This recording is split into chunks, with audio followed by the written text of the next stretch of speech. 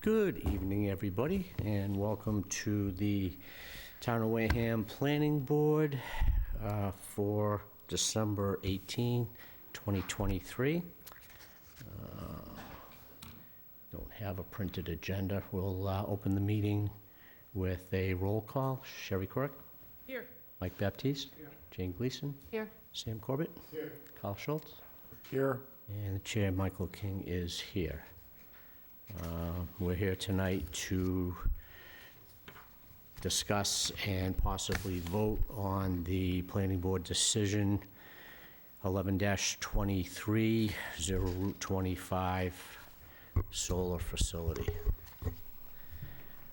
So with that said, I will kick it off to anybody that wants to start on this.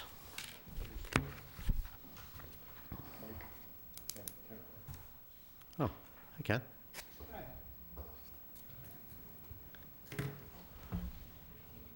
Mr. Chairman, Ma'am? when Ken is settled, I have a question for him, if I could.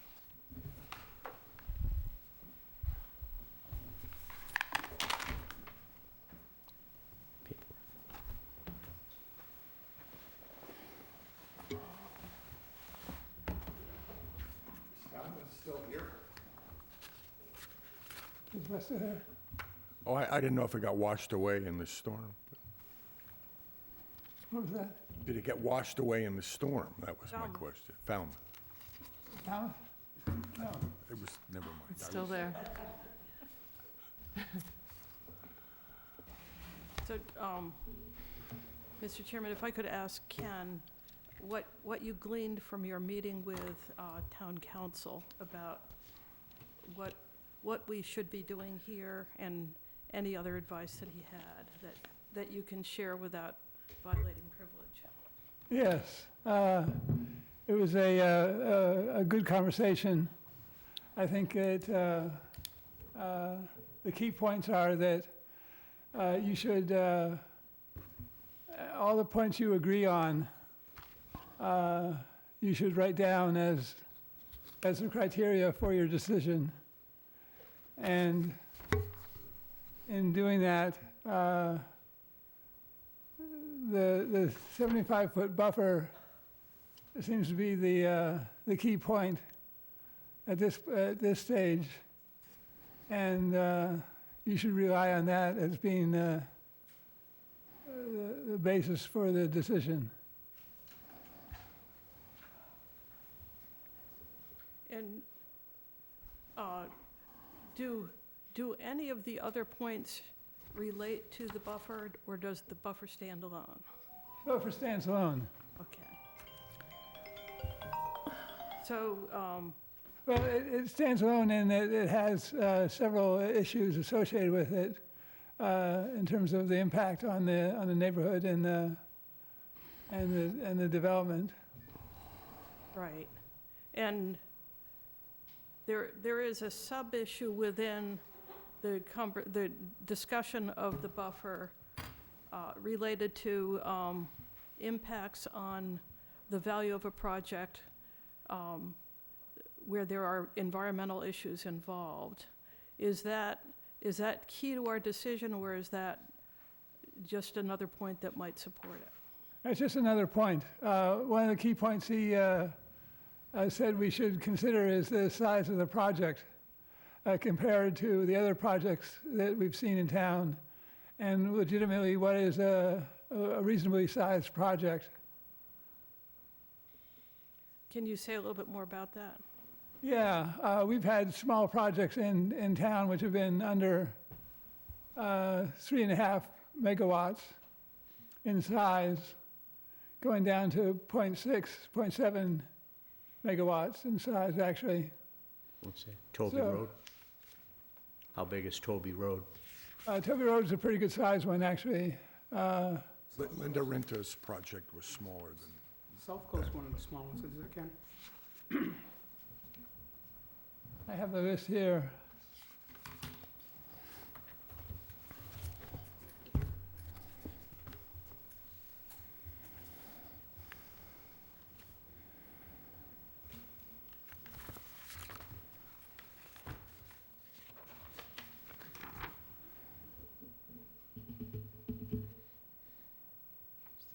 available to us?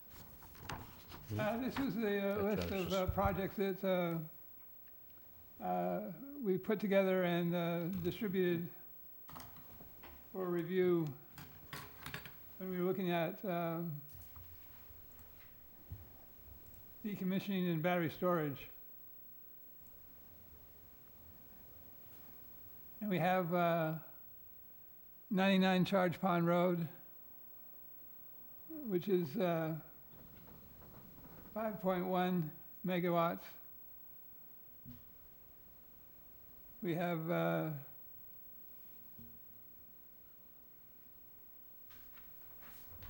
That's the smallest, according to the list I'm looking at. I thought Linda Renters was smaller than that.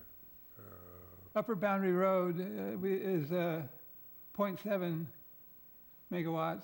Who's that, County Road? Upper Boundary Road. What's the project name on that? Renewable Energy Development Partners, LLC. It's not on the list I have. This is the list that was sent out in May. We have 71 Charlotte Furnace Road, Borrego Solar, New Leaf Energy, 2.5 megawatts. What was LSE Hydra? Wasn't that smaller? This online? No, this was something that was emailed out, and I just downloaded it to my laptop. Okay. But all the stuff And he's it was- talking about isn't on this list. Sunrays on Cranberry Highway in West Useful Wareham for us is all to have. 3.1 megawatts.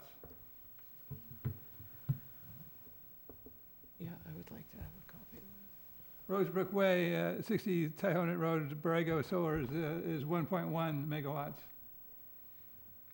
Hurt me while I'm right down here now.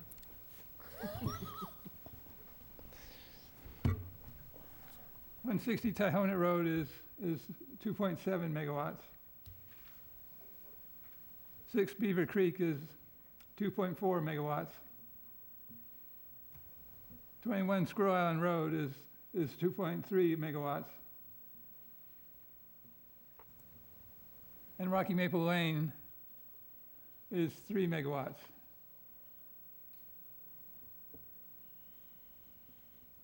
So you see, we have a number of them that are reduced in small size, and they were still effective and cost effective and proceeded.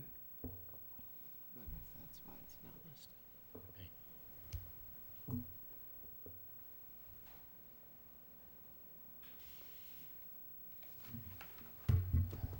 And we don't really have any evidence in the record that would tell us what this applicant's economics are in any event. We do have something that was submitted by Long Road Engineering. Long Road, the developer. It was in the November 6th letter from Clavin. That November outlines 6th this year? the economics? Yeah, on the economics. It was November 6th, 2023 letter from Clavins that had attached to Long Road Energy.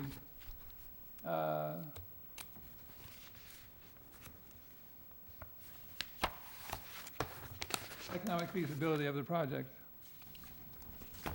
We're seeing that in my review. I don't remember seeing it either. That was, It's not in the... So much for the wind dying down. Jeez.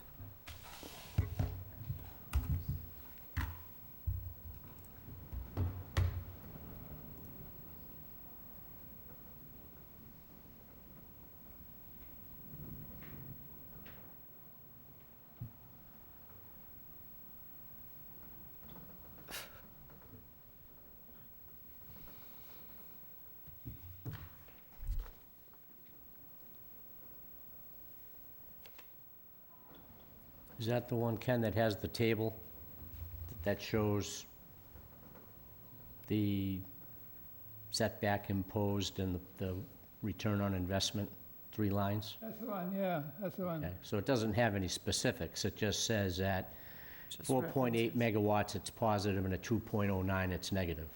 That doesn't have any specific dollars. Right. Okay, so I don't know if I mean, that's just somebody telling us that if it's this big, it's not Just an viable. overview, yeah. Yeah, I mean, it's an attestation, but I wouldn't call that evidence necessarily of Was it sent? the economics. Yeah, it's actually in the file online. Yeah, what happened is I don't think I downloaded all the latest updates. Yeah. It really isn't a depictive letter. All it is saying that at It was 4 point... it was their analysis, but Right. not how they got to their analysis. Correct. Yep, exactly. No detail. No numbers attached to Yeah. it. So they're saying at 3.47, it's marginal, at 2.09, it's not viable. That was basically what they told us. But yet, we've got projects in town that are smaller than that.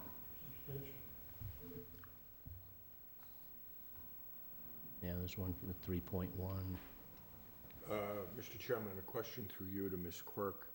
Does the interconnection process impose significant costs on newer projects that weren't borne by some of these earlier projects? That's probably the case. It's hard to know yet at this point, because those earlier in the queue, or early in the interconnection process, only bore the costs that were existing or expected at that point. And there is a new study now with new costs to be imposed. So it's possible that interconnection costs are higher, but on the other hand, we don't know what additional incentives there are that weren't the case weren't in then. So place, yeah. we don't know how this all sort of washes out. Right. We've got no detailed list spreadsheet that says, all right, here's the expenses, Right. line item by line item. Well, and my guess is that the difference between this project, which is not as small as some other projects that were viable, that part of the issue is it's not compact. It's not an efficient way of, it's Yeah. not an efficient shape Use to of land. fence in. Right. It's really stretched out, with lots of fencing and lots of road work, and Mhm. roads are not just, drive over it and it becomes a road. There's a lot of infrastructure that goes into building a road that carries a fire truck. So some of the infrastructure costs, I would think, would be Right. So it has efficient. its own inherent Inefficiencies yeah. based on the shape of the lot. Yep. Which And it's then made speaks to the worse. Which then speaks to the applicability of a variance. Lot shape and other conditions like that speak in favor of a variance, which the applicant didn't go for. Is that correct? Am That's I- correct. Yes. I would say, we did offer that No, solution. no, I'm just saying, so Yeah. I'm agreeing with Ms. Gleason's comments, but I'm also saying those are conditions which speak favorably to a variance, which the applicant chose not to go for. Right, but even if he did go for a variance, how would the fact that you want to build something, the shape of the lot really didn't change dramatically as far as the hockey stick shape. What changed was just, How much The of the thickness of it in certain setbacks are areas. What affecting it? changed is, in the middle of the process, the bylaw changed. oh, I understand that, but what I'm saying is, if you've got a piece of property that's shaped like a hockey stick, that's inherently expensive to build on because it's not a square, and it's got a lot more linear feet. Oh, Yeah. because 75 feet will reduce the number of panels they can put up. I'm sorry, I'm not sorry, I misunderstand your question. Right, we were talking about a variance, and the question for me was, if I decide to try to build something on a lot that is shaped in such a way that it inherently raises the cost of doing business in the construction, how does that justify a variance? All that says is I picked the wrong lot. Yeah, that's what I would say. And I wouldn't, I guess I wouldn't say that it speaks, I'm forgetting your words exactly. I was trying to say it's- Favorably about going for a variance. I would say that getting a variance is an option open to them, but there's still risk involved. They could be denied. That's Right. correct, but Okay, And, good. and we did put that to them. We, We offered we that. suggested that as a possible route Right. to success. Yeah, Um, and they and- passed on That it. was my But only- that's not, that has nothing to do with our decision. Right.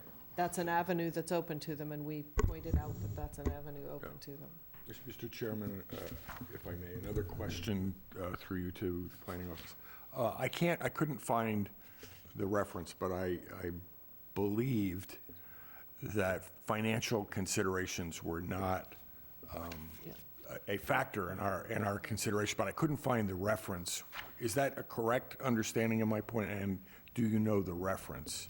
Well, in the draft decision I've made, I referenced that section that says I that, couldn't, well, actually, I was reading your, okay, great. It's toward the end when there's a discussion of the setbacks.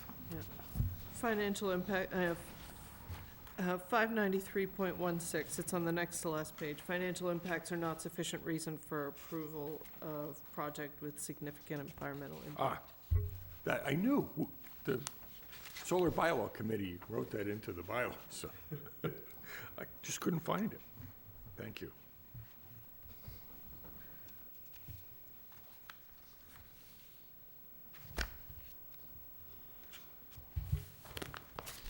Well, I mean, if I were to sort of characterize where I think we are, where we came to be, I think we have the case in front of us. I thought it was, when they refiled it, they eliminated the batteries. I thought they were proceeding in a positive direction toward some kind of approval, maybe with conditions. And then when the setbacks became understood by the applicants, they said the project was no longer economic. And, I think we were then in a position where because we can't waive the setbacks, we couldn't make a decision that would approve the project they wanted to be approved. And so where I see us is we have said that we don't have the authority to approve the project that they want. And, in terms of other facets of the decision, there are a number here that you've outlined, Ken, and I think it might be good if you were to take us over them and see if there are any others that we want to include or that members of the planning board agree with. It's some of the environmental issues and the effect on aquifer issues. I think we all haven't had a chance to talk about really since the record was closed. And if there's something that someone wants to talk about there, I think that would be appropriate for inclusion in this decision. That's just a thought. So can we go through it? yeah, let's go through it then.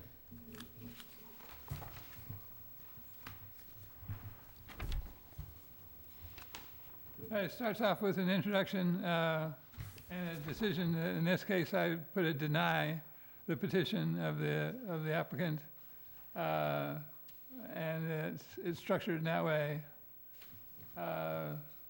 referencing the A&R subdivision that was submitted and the documents that were included in both the earlier the 33-21 application and the 1123 application, so that all of those documents are part of the record. The project narrative goes into findings of fact, the size of the property, the access road, the size of the project, the articles of the bylaws that apply, what the surrounding area is, noting that vegetative screening is proposed, lighting is proposed, a fence is proposed. The site is not listed in the Natural Heritage and Endangered Species Program. No PFAS are claimed to be used in the manufacturing of the proposed solar panels, but there are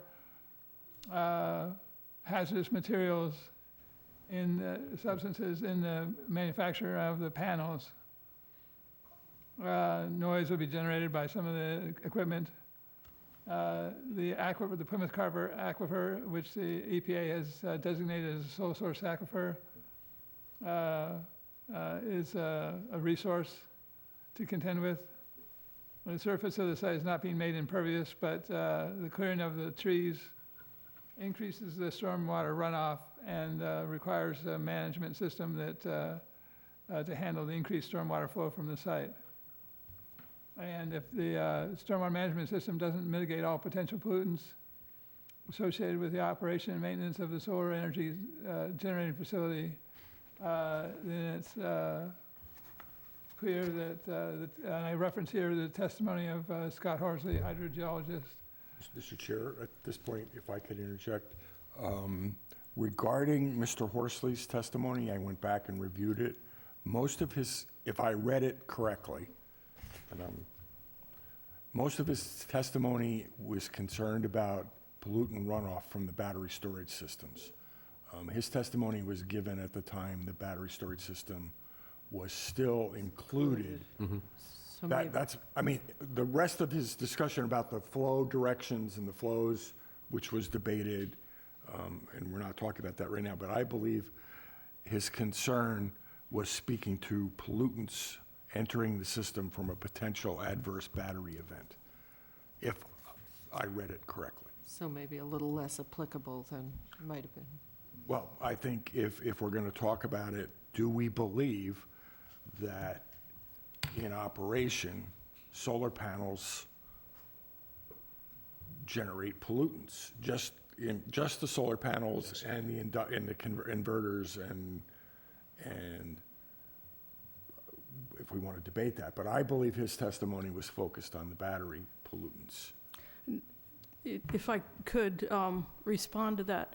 I have a slightly different memory, but it sort of goes in a different direction, which is that he presented to us, and his primary recommendation was that we needed more study, more of a hydrogeological study of the site, because what the applicant had put forward was largely based on Fearing Hill, didn't seem to be geared to this particular site, and that he viewed the water flows as going in the direction of the aquifer.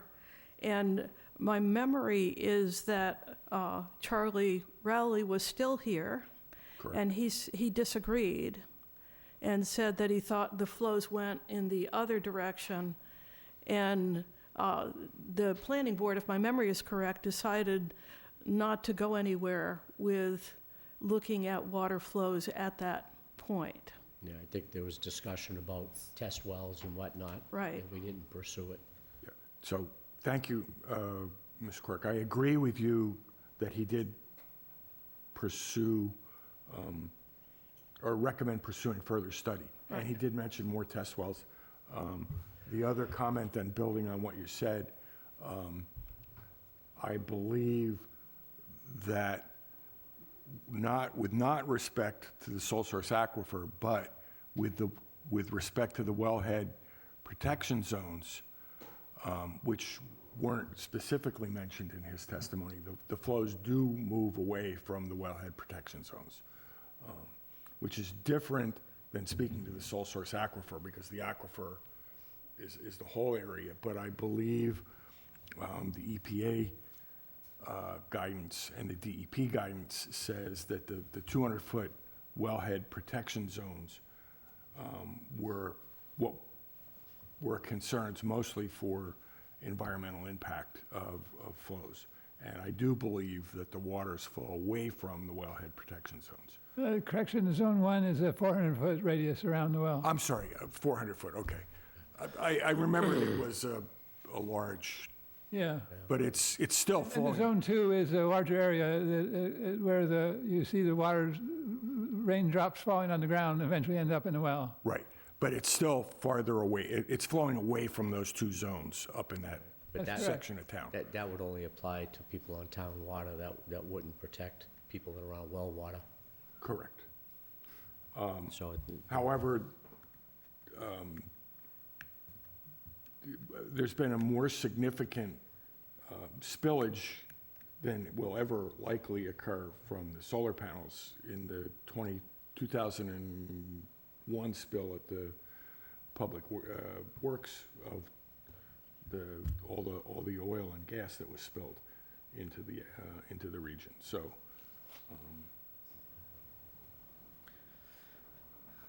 so I'm just saying, I don't think, I'm taken by the way you're approaching this, that we shouldn't lend a lot of weight to the concern about polluting the aquifer?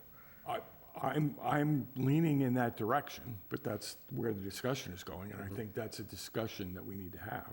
Yeah, and I think we had a lot of testimony about, potential leaching, potential accidents, and other harms that could arise from the solar panels.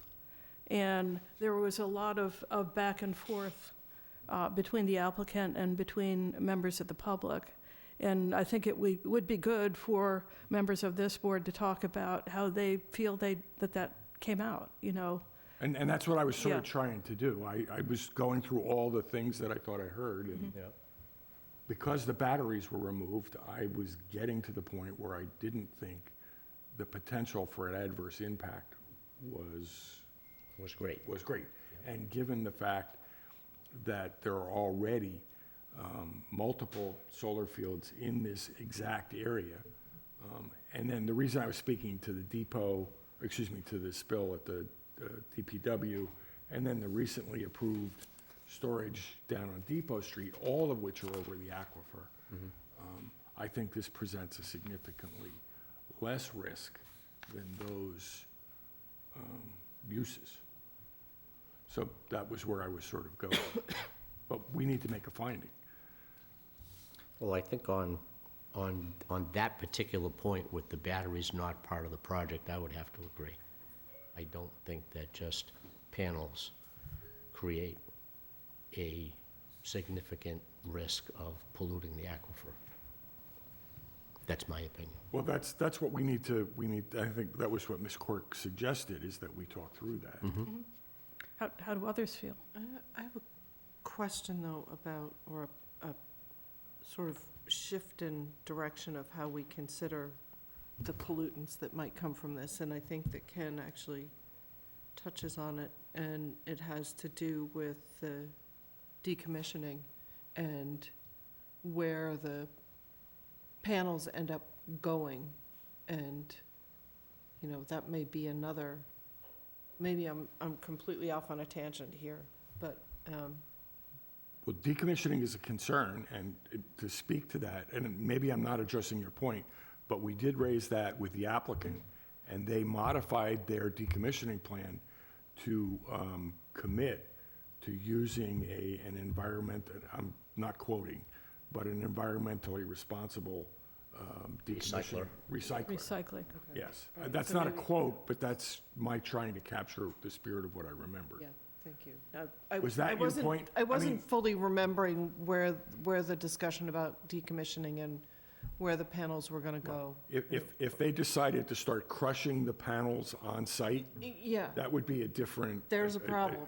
But And that's, that goes right to the idea that when the panels are fully functioning and in good shape, then all of those toxic materials are completely captured inside the Right. units. Right. But if that If it gets is damaged. compromised, a then we have a problem. single And- panel being compromised but I think you're right. If they were gonna do a crushing operation, but I don't think that's what their plan was. yeah, that's what I thought we should talk about it and refresh. Okay, You know, yeah, to think I about that. believe that they committed in the O&M, the revised O&M plan the revised decommissioning plan to use an environmental. And I do remember that the conversation went to the fact that that's an emerging Field. business model or business type of recycling these panels, and there's the potential for a huge amount of work. in 25 years. in That's the that. thing, what happens in 25 years? Right, who knows? Right, But- it's a hard one to soothsay on our Right. So crystal the- ball. then the question back to you does our purview extend beyond what happens afterwards? Because, Well, we've already set that standard with the decommissioning. no, I value. know, but I'm, Well, let's, Well, what I did here was actually just the facts, and I used Scott Horsley as a testimony as a fact that it's in the aquifer, and the aquifer flows Yes. downstream, Yeah, and it impacts whatever's downstream of the Yeah. groundwater. well, and that is, And that's factual, I think. And so what we can do is we can go on and look at the criteria that we have, okay. regulations, and make some findings on those as well, too. yeah, I guess I don't want to necessarily go off on a tangent here. I just don't want to leave anything on the table without talking about it. So, and the other thing, I think, is that we're making a negative finding here. And I don't know if it will, if the court may reverse the setback finding and say the setbacks are fine, or you should have allowed the setbacks, and everything else in the decision will be as we made it, or whether it will be remanded to us. I'm unclear on how much we need to decide here. Oh, that's a good point, because we didn't, like, thoroughly, once we got to the setback issue in the Yeah. public hearing, we kind of, and Like that was how- insurmountable. well, no, but that became an insurmountable barrier, and. Right, exactly. And one of the rules of some decision-making, or some decision-makers, is you only decide what you actually have to decide to dispose of a case, and you don't decide anything else. So I Mm. wonder whether we just stick to the setbacks. Back And be done with it. That's what I asked Richard Bowen about as well, too. And he had recommended, though, that you make some findings if you all agree on other aspects of this as well, too. But that seems like it's the linchpin, really. It is. Could a finding be that we were not prepared to make a determination at this point on those items? Let's say regarding pollutants in the aquifer, just taking that broadly stated, would it be possible to say that because of this other issue, we didn't follow through. We didn't follow through on those Through to the things. end of that. I think you can still make a finding that if a pollutant enters the ground at this site, then it's going to end up in the aquifer, and That- it's going to that- I affect believe- downstream. And that's all this says right now. That is a statement of And I fact. agree with that. But yes, but it goes on further to say we deny it because of that.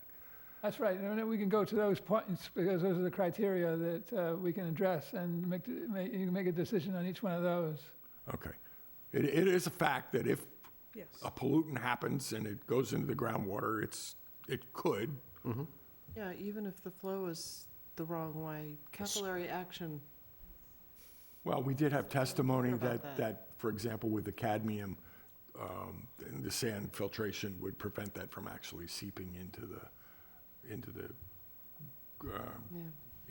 There'd be filtration that would happen. Right, filtration would happen. Yeah, I'm not quoting it exactly, but, Yeah, okay.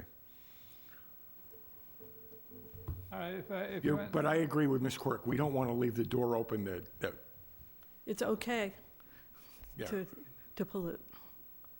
Right. Yeah, we don't want that. And we don't know everything at this point about what's going to happen with the panels. We just really don't. But my concern would be is making a finding on this case that, a standard that we didn't apply to other cases before it. Maybe we can continue on with the criteria, and you can make findings as you see fit. Okay. Under site plan review bylaw, Article 15, there are a number of criteria that you have to review with due Oh. consideration for the following. Mr. Chairman, Ken, did you state which bylaws we were reviewing this under? I don't know if I did. I thought I did, but maybe. Yeah. We should definitely Oh, make which sure. version of the? Yeah, Yeah, which version? Yeah, it should say that. We should okay. add that. We're saying it's the Springtown meeting of 2022, right? It's the April 24. Is it in here? I was looking for it. No, I'm looking at the date on the most recent. And Bylaw. I think we should be careful also not simply to use the term site plan review and put, Yes, we went Special through that permit. specifically in the hearing. It's site plan review and special permit. yes. Yeah. But I thought it was site plan review, special permit, not and. The site plan review is what we're calling as a special permit. And that's why we can use just site plan review, because it is a special permit in this case. in this, yeah, we didn't finish making that Yeah, distinction. I mean, I'd be careful here because I think if they take this case up on appeal, they will also challenge the site plan review issue as well. So I think we need to explain that. Article 15, though, is, in this set of bylaws, only called site plan review. On page 10, I have the history of the bylaw and reference out to the version that we use.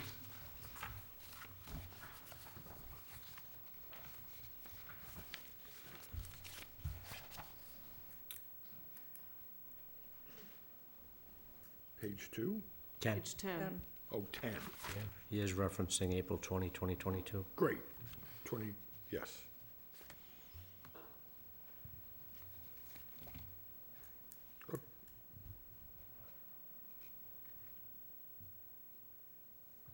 If we go back to the criteria under Article 15, convenience and safety of vehicular and pedestrian movement, there's no real movement of pedestrians or vehicles in the area, so it won't impact anything. And you can find that acceptable. I don't know if it's necessary to put that into the documentation, but it's a finding that you can make. Seems to make sense to go through this whole Mm-hmm. Article 15 and go through it bullet by bullet and say agree or don't agree. The next one is handling of and disposal of refuse and other production byproducts. This comes down to the unacceptable being the proper handling of waste generated by decommissioning and normal operation of facilities. That is the destruction or problems with the panels that exposes chemicals to the environment.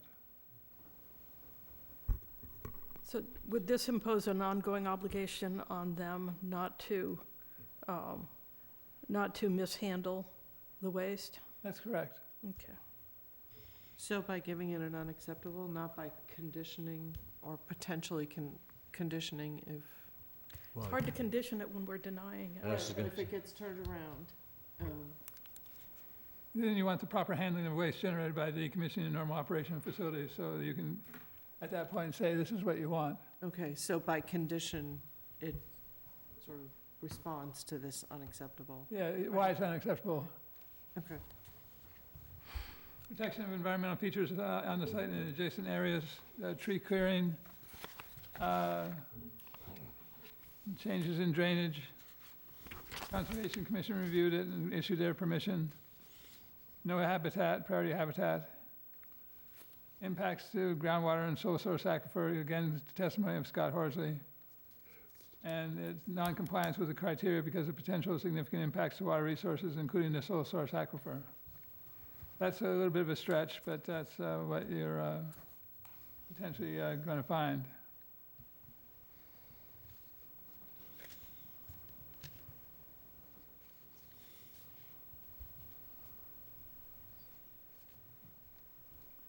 I'll go on. The promotion of arrangement of structures within the site in relation to existing structures within the district and neighborhood. In this case, it's the arrangement of the infrastructure, the district and the neighborhood being in non-compliance because they can't function with the required 75-foot buffer setback. So they can't comply with this dimensional standard. That's pretty straightforward. Coordination with improvements, systems of vehicular and pedestrian access, drainage, water supply, sewage disposal, lighting, landscaping, wetlands, watercourses, buildings, other features that support the neighborhood. And here it's the visual impact, the noise, the stormwater runoff, and the groundwater impacts. They've attempted to address those in a few ways, and there's, in the proposal, there's no pedestrian or public access, there's no demand for water and sewer, minimal lighting, there's a landscaping plan that's been submitted, and wetland impacts are okay. But it's an unusual set of structures for the residential neighborhood, and it has potential impacts to the soil source aquifer. So you can find it in non-compliance until the mitigation is provided to protect the soil source aquifer and the full 75-foot buffer is accepted in the design.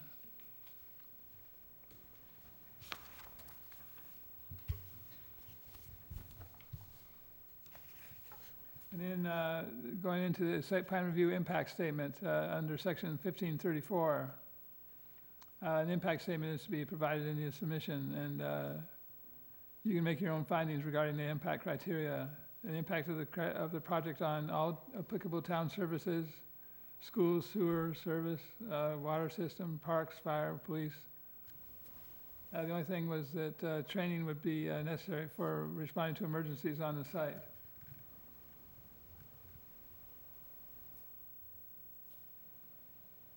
Roads in the immediate vicinity of a proposed development, no impacts to roads, so that's found in compliance. Ecology of the area within the site, any significant off-site impacts, no activities proposed in wetland resource areas. There's a concern for downgradient wetland resources and water supply. Again, as described by Scott Horsley, the hydrogeologist. So we find it in non-compliance to potential impacts to resource areas. Site plan review evaluation standards under subsection 1540. Section 1541, natural features. Finished site contours approximate the character of the natural site, and the proposed project achieves the following objectives. You find it in compliance with the topography because they're not really changing although they're clearing it, they're not changing the topography very much at all. And the same in the reducing the volume of cut and fill, they're not modifying the earth movement very much. Reduce the number of removed trees. Here it says over 4 acres, but I saw in the testimony from VHB that it's actually 8 acres of tree clearing. That should be 8. Will be potentially be removed or kept clear to allow construction of the project. But that's in non-compliance because the buffer is only 50 feet in width and the zoning bylaws call for 75 feet. Reduce the pollutants reaching the water table. Vehicular traffic will not be sanding and salting the access roads, so that's not anything that will happen. No sewage disposal on the site. Most of the materials within the solar equipment is inert and therefore are not potential pollutants, but there are some hazardous materials in the solar panels, and they must be carefully handled in the process to avoid exposure. So it's non-compliance with the criteria unless additional mitigative measures are proposed regarding handling and processing of solar energy generating equipment to prevent any pollutants from entering the groundwater, which is the soil source aquifer. Reduce the area of wetland vegetation displaced is the next criteria. No wetlands exist within the project construction site, and there's going to be no displacement or impact to vegetated wetlands. And Conservation Commission has okayed it, so it's in compliance with that criteria. Reduce soil erosion, they're in compliance because they have a sediment erosion control plan included in the application. Reduce the area of impervious surface. Here I go into some discussion as the idea that clearing of the forest and the putting up the panels increases the flows of stormwater runoff. That is very similar to increasing the area of impervious surface. So that is going to enter into the Plymouth Carver soil source aquifer. And that would be found in non-compliance with the criteria because it exposes potential unusual pollutants to be carried into the soil source aquifer. reduce the amount of stormwater runoff from the site.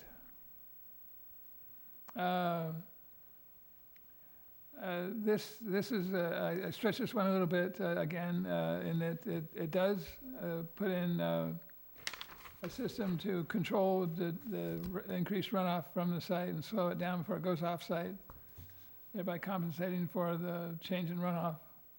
But it's suggested that you find it in non-compliance because it doesn't mitigate all the potential pollutants that could enter the soil source aquifer. That is, the stormwater management system is in compliance with MS4 permitting requirements, but is not adjusted to control pollutants such as the cadmium telluride that would come off the destroyed panels. So something that didn't come up because we hit the so-called linchpin of the setback.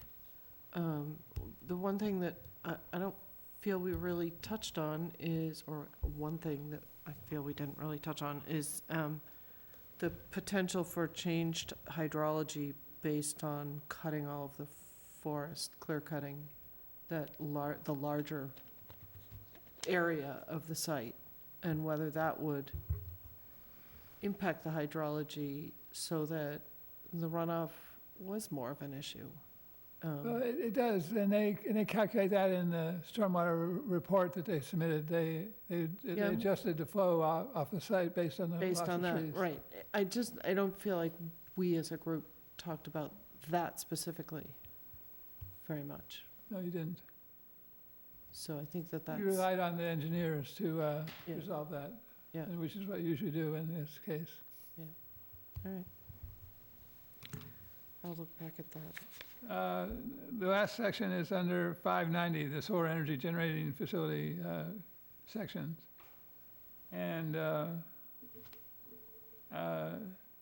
here it suggested that you make a finding that the project is not cited appropriately because the applicant stated they cannot comply with the applicable zoning criteria and therefore the project endangers the public health, safety, and welfare. Does not comply with the pertinent sections. Then, as I said before, they go through the history of generating the latest version of the bylaw, and that the Attorney General found it conforming with state law, so the protections for solar energy facilities are under Section 3 are in conformance with the local bylaw, which is an important point, I think, for the presumption that the applicant is approaching this saying that you can, it's not in conformance because they can't build it, so you have to waiver or provide a variance for the 75-foot setback when you don't have to because you're not entitled to do that under our bylaws and state law.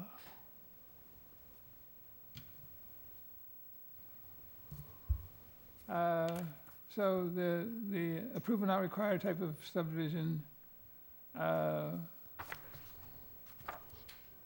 protected against the dimensional standard, the use standards. That is that you can say you could change the use that is allowed on the site, but it does change the dimensional standards. It doesn't protect against the changes in dimensional standards, so note that the zoning bylaw 590 under design standards says that the underlying zoning district shall apply except in addition to the following design standards which shall apply. And under subsection 3 of 595.1, it calls for a 75-foot setback, which may be increased to reduce or eliminate visibility and noise at the discretion of the special permit granting authority. And since this property is in the R130 zoning district, this means the property line for the site is the residential property line. And the 75-foot buffer may be increased, but cannot be reduced by the board.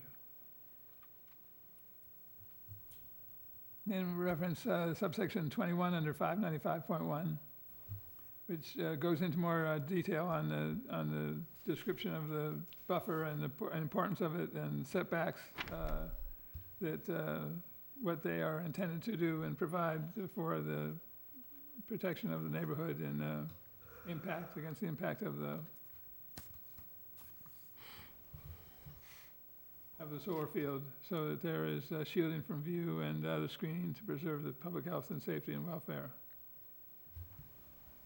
And if you're in an unusual land use in a residential district, it becomes more important that the visual buffer and the vegetative buffer is present. Reference the purpose section of 1510, which is that protection of adjacent uses against detrimental or offensive uses on the site by provisions of adequate stormwater drainage buffers against lighting, sight, sound, dust, vibration, and the allowance of sunlight and air. And that the 75-foot buffer was adopted for that same purpose. They made a claim that there's a financial hardship created by a larger setback, and here reference 593.16, which says that financial impacts are not sufficient reason for approval of a project with significant environmental impact. And they point out that there is determined that the project has significant environmental impact from the clearing of trees, increase in runoff, installation of panels, and over the sole source aquifer. So there's no relief in that. The reduced size of the facility with a 75-foot setback is still larger than the minimum size of a large-scale solar energy generating facility, defined as 250 kilowatts. And that size comes from the state model. And in reference to Bellows Farm Acton court case, which made clear that the significant reduction in the size of a project is possible by a zoning bylaw, even if the project is only protected against changes in dimensional standards by the filing of an approval not required type subdivision. And there's no provision in state law or local bylaws for the planning board to provide relief from the minimums of the zoning bylaw. That's the job of the zoning board of appeals. But noting that the applicant has not ventured to try to obtain a variance, even though the situation is a uniquely shaped lot, steep slope, and other topography, and the impact of the project scope all point to a reasonable basis for hardship. So, decision. You find the project in non-compliance with the bylaw standards and hereby deny the proposed project. In summary, the reasons are the project as proposed has the potential for significant impact to the area water resources, including the Plymouth Carver sole source aquifer. A 75-foot buffer is required, but the applicant has stated the project cannot function under the design constraint. The applicant has asked the planning board to grant relief, but the planning board does not have the power to grant relief under state and local laws and bylaws. Relief is possible under a variance from the Zoning Board of Appeals under Article 14, Section 10 of MGL 240A. They have not appealed for relief from the 75-foot buffer under those laws. Since the project cannot be designed to accommodate a 75-foot buffer and the applicant has not sought relief through the available process, the planning board hereby denies the proposed large-scale solar generating facility does not conform to the applicable bylaws. Now, this section, these bullet points I just read, you actually don't need the first one, the potential of significant impact to the area water resources, including the Plymouth Carver sole source aquifer. All you need is the further 4 points, starting with a 75-foot buffer is required. But this comes down to what you want to agree to, what findings you want to make as a board. Well, if you take out that first bullet point, we're basically hinging our entire decision on the 75-foot buffer. That's right. And do we want to do that?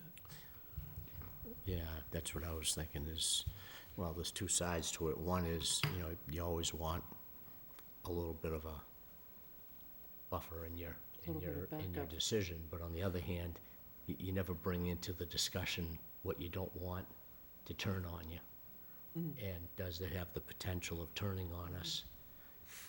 Because we did have the discussion about, once the battery storage component was removed from the design, the concern about the aquifer being polluted became diminished. So is it really truly a turning point for us in saying no, the pollution of the aquifer? And The does- aquifer is a concern, my number one concern. But what about groundwater? My house is just up the street from this. When I dug my well, it's 48 feet down. That's all. And they're talking about hundreds of feet the aquifer, but what about the neighborhood who gets their water from the groundwater and it's Right. 48 feet down? That run private wells? Yeah, Yeah, well, that was my concern when they decided the flows. Yeah, it right. might flow away from the pump head, but that doesn't help the guy that's Right. got a well. exactly. And they're going to be affected first before it ever gets to the aquifer, which Right. still is my main concern. So just a question, are you a party of interest in this case? I'm sorry? Are you a party of interest in this case? No. Okay, so you're not in a butter.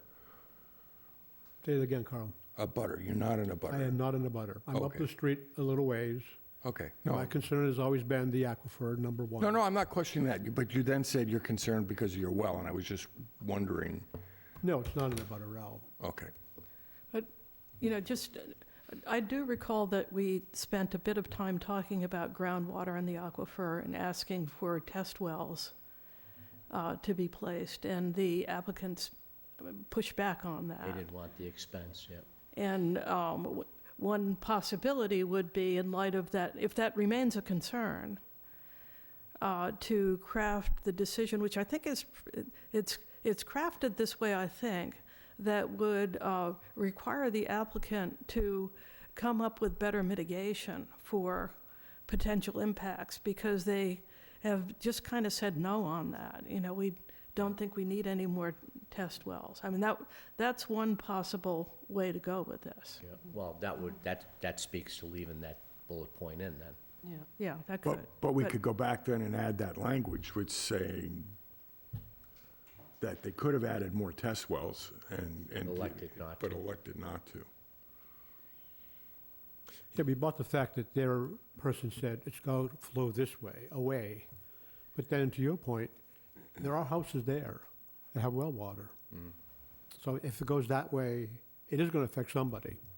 Those houses across the street, right across from there, they're on wells too, right? Yep. Ones that walk- Yeah, there's no town water line.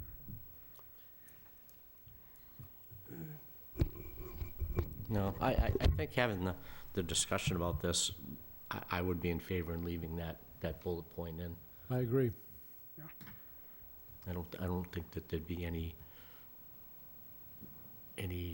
unintended consequences that would come from leaving it as part of the decision.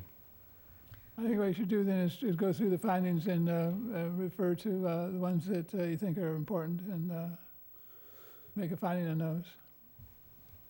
The findings as in the bullet points, or No, in the rest of the document, the first Well- part. if you didn't think they were important, why are they there? I mean, they gotta be important. I just suggesting that you make a vote on it as a board. Well, yeah, we're gonna vote on this anyway, so Yeah. are you suggesting we vote on each individual finding? Or, That's a possibility. That's what you recommended that. That's what Rich Discussing recommended. it anyway. I don't know. For me, I didn't hear anything in any of these findings that gave me pause, other than there was one where you made a comment which kind of made me a little bit uneasy, where you said, you made a little bit of a stretch. Yeah. That, and so, I mean, are we just making assumptions? And it did refer back to the Horsley testimony about the aquifer. I mean, other than that, everything I thought made sense. That, for me anyway. Was there any section that anybody had issue with, or do you want to go through one by one? No, I don't think, I'm probably going to be the sole vote. I'm not convinced there's an impact to either the groundwater or the aquifer. Yeah, that's, And I believe that was Charlie's input to us as well. So if we went back, those would be the points that I questioned. so do you think then maybe it makes sense, since that seems to be the either-or kind of situation for everybody, that we take a vote as a board on that one bullet point, to either elect to leave it or remove it? I mean, I think we could. I mean, a way maybe to deal with it is, I think what we're talking about are some potential impacts. And putting the burden on the applicant of coming back in and addressing them. Not now, but in the event. In the event it comes back to us? Yeah. Like, Right. we find, there is, there has been evidence that X will happen. Right.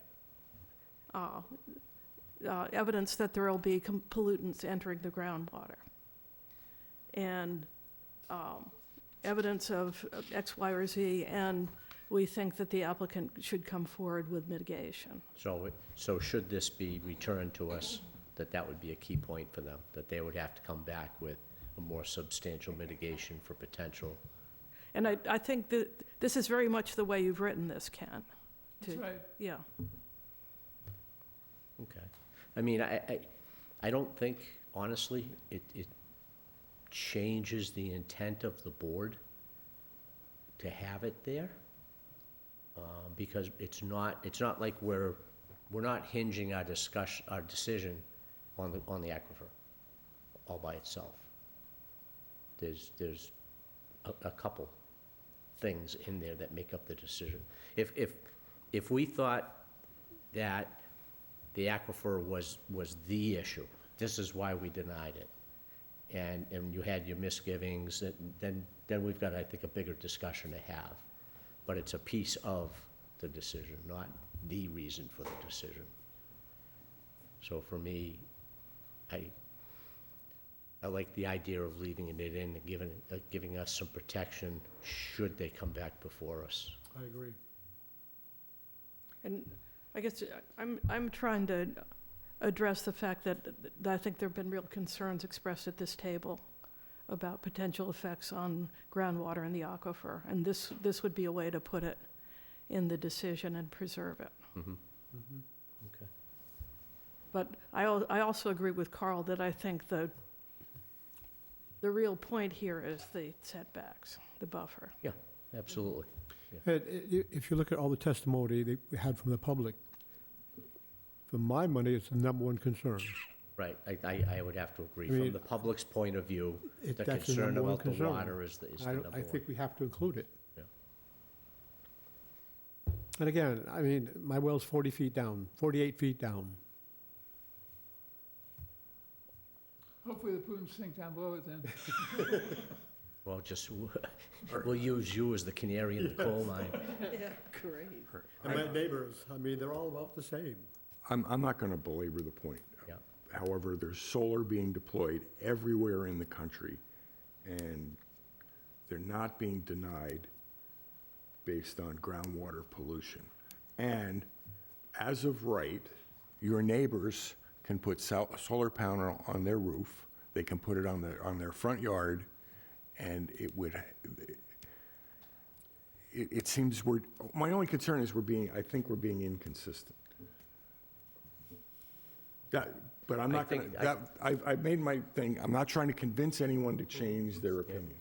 I've expressed my concern about consistency. Another thing to be concerned about is the strength of our findings and whether we are credible to the court. Mhm. I mean, you want to go with your strongest arguments to court and the ones that you can support. I have a little bit of a concern if we have too many findings in here that are a little bit strained or could be characterized as strained by somebody, that it would weaken our position. But I think there has been plenty of discussion and plenty of evidence provided for all these points. Again, and I'm not trying to convince anybody. I'm perfectly open to the fact that if it goes to court and we get feedback from the court, it will clarify this issue. So I think there has more benefit than not to leave it in place. But the only, again, and I know I said I was going to try, Mr. Horsley's testimony in the Carver project did not sway that decision. So it wasn't found credible in that case, is my remembrance of the whole history of that project. So, I think that this was the best testimony we had on the, oh, no, I agree. He was the stroke. of the aquifer to the downstream Yeah, impact. there was also testimony from Mr. Hinckley that was similar. Hinckley was really in the other case, but it was offered in evidence for this, That's right. for this project. But to Sherry's point, the state is worried about it. They've had subcommittees, the Carver Plymouth Aquifer Committee made a lot of recommendations to protect the aquifer. EPA has also held hearings and has said, yeah, okay, this is critical to the area, single source, you can't replace it, you got to be careful, this, don't put fertilizer on your lawn. Right. I mean, it details, and the government, both state and federal, do agree that we have to do our best to protect the aquifer. And you can go online and read reams of information from the state, how they feel about the aquifer and the protection of. Once the genie's out of the bottle, there's no turning back. Well, that's just, Right, Well, the aquifer's already polluted, so that's, right. the genie's out of the bottle. Why add to it? do you want, right, that's what I was just gonna say. Why do we want to take a chance and add to it? I'm not trying to convince anyone. I don't want to be in that position. Well, I mean, the point's been made. So, So at that point, is there any other discussion or input as to the content or quality of the document? I think it's good. Let's let it rip. I think it's very well done. Maybe with the changes to clarify that, that we expect the applicant, we would want the applicant to mitigate the risks that we see. Well, that would be addressed anyway, if they did end up coming back before us. Right. well, but it doesn't, they don't have to come back. If the court overturns our decision, it could be remanded back to us, or it could be that it just completely overturns our decision and they move forward. But at that point, there'd be no conditions. Correct. I mean, how can they possibly charge us with giving no conditions at all? I don't think you're being arbitrary and capricious at all. I don't think in that case. And I don't think the judge would, reasonable judge would abandon Okay. everything Just say everything you go at it. suggest.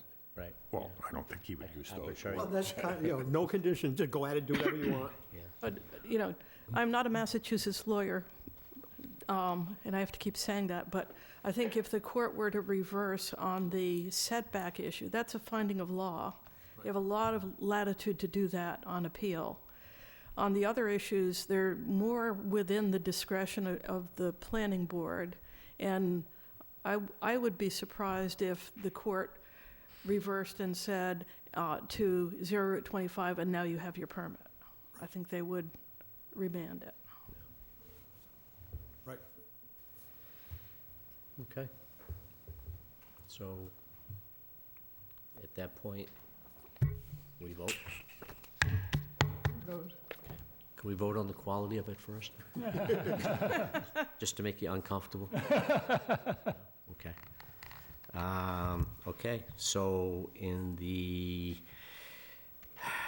Town of Wareham Planning Board decision on case 11-23, previously 33-21.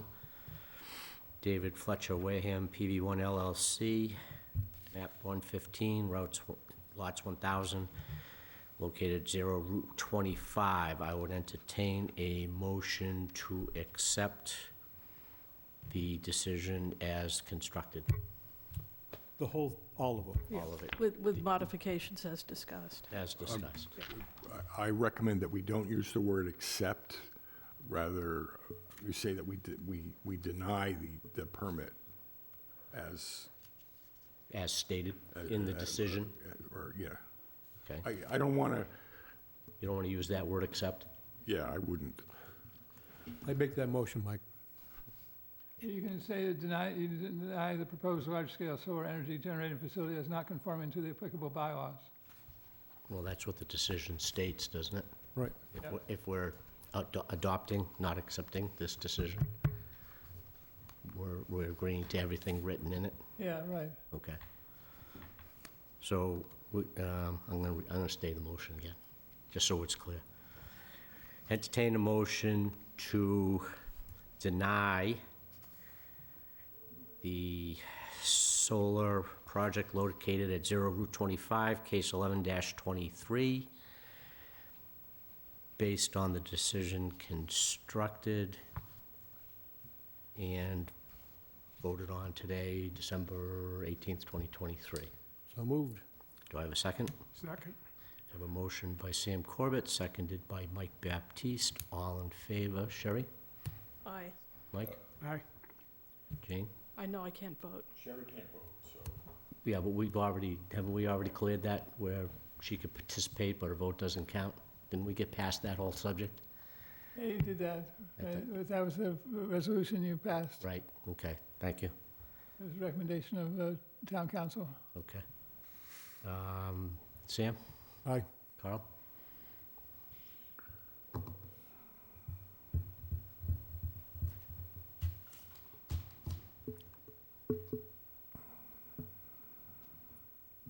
It's an I'm a big important guy. decision, you can take your time, but it's okay. I'm going to support the board. Aye. And the chair votes aye. And if you want my vote, it's aye. Didn't I do you? Or did I get interrupted? We have, I wonder why you skipped.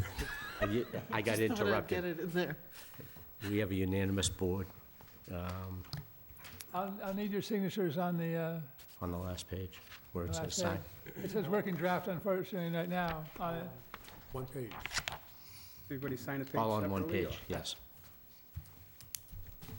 I'm not going to sign it Till it's, Until it says final? yep, and I'm Yeah. going yeah. Okay. Yeah, actually, I think I like that better. How long would it take us to get a final version, if that doesn't say working draft? It'll be ready by 10 o'clock tomorrow. Or It's Tuesday. Tuesday. Okay, I can buzz in quick.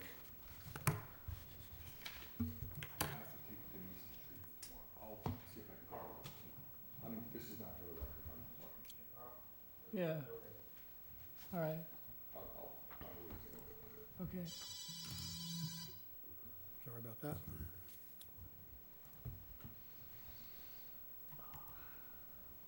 This friggin' two-part authentication's gonna make me crazy. Okay, so a final decision to be available for the planning board to sign tomorrow during the day. You're there till when, Ken? So 6:30. I'll come by in the morning. Are you sure about 10, Ken? 10, Ken? At 10 o'clock, you'll be done by 10? Thanks. Ken 10? Okay. 10 Ken? I don't want to get there and have it not done. Yeah. I'm going to fit it in on a tight schedule Yeah, tomorrow. as I say, I got kind of a busy schedule tomorrow, too. Okay, Motion adjourned. motion. We have a motion by Sam Corbett, seconded by Mike Baptiste. All in favor? Sherry? Aye, with the statement that this draft was really well done. Thank you, Ken. Now he's got a big head. Mike? Aye. Jane? Aye. Sam? Carl? Aye. And chair votes aye. Thanks, Ken. We appreciate the support. That was a lot of hard work, Ken. Yes, thank